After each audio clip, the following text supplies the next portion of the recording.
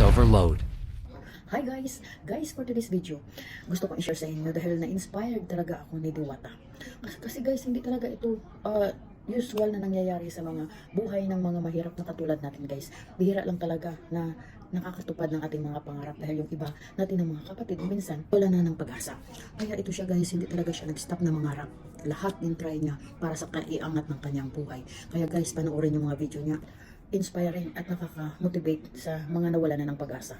Katotoo lang talaga ito guys na kung destiny mo talaga na makaangat at makilala ka, wala talaga makakadlang. Kaya guys, keep praying para sa mga pangarap natin. Alam kong may nakatadhana para sa iyo.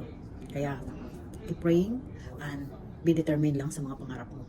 Huwag kang magpa-intimidate sa mga taong walang tiwala sa iyo. Keep going lang guys.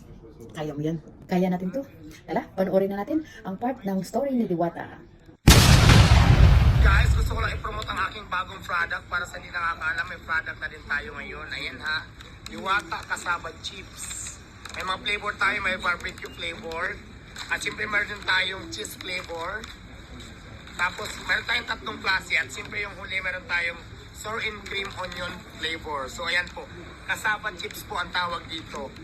Kasaba Chips. Para sa chips, sa lahat ng chips, kung gusto niyo ng mga dessert, ayan, mag-order na kayo sa akin.